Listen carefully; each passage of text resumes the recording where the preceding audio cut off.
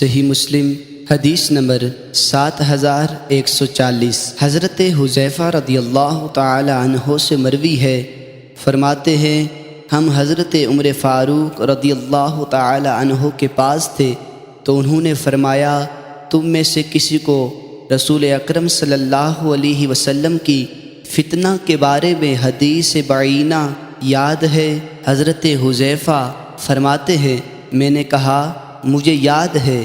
انہوں نے فرمایا بے شک آپ جرأت مند ہے۔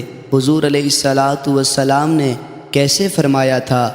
فرماتے ہیں میں نے کہا میں نے رسول اکرم صلی اللہ علیہ وسلم سے سنا، آپ نے فرمایا آدمی کا فتنہ اس کے اہل، مال، جان، اولاد اور پڑوسی میں ہے۔ روزہ، نماز، صدقہ، نیکی کا حکم دینا اور برائی سے روکنا اس کا کفارہ ہے۔ حضرت عمر فاروق رضی اللہ تعالی عنہ نے فرمایا میری مراد یہ فتنہ نہیں ہے، میری مراد وہ فتنہ ہے جو سمندر کی طرح ٹھاٹھے مارتا ہوگا۔ حضرت حذیفہ رضی اللہ تعالی عنہ فرماتے ہیں میں نے کہا آپ کو اس سے کیا واسطہ اے امیر المؤمنین؟ بے شک آپ کے اور اس کے درمیان ایک بند دروازہ ہے۔ انہوں نے پوچھا وہ دروازہ توڑا جائے گا یا کھولا جائے گا؟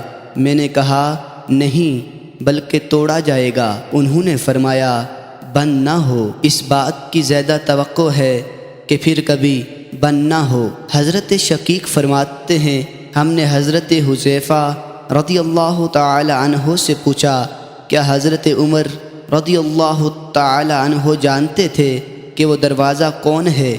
فرمایا ہاں، جس طرح وہ یہ بات جانتے تھے کہ کل سے پہلے رات ہے۔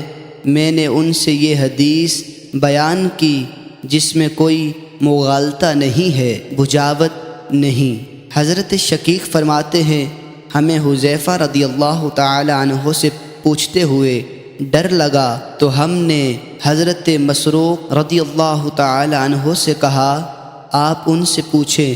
انہوں نے پوچھا تو حضرت حذیفہ رضی اللہ تعالی عنہ نے فرمایا وہ دروازہ حضرت عمر رضی اللہ تعالی عنہ ہیں۔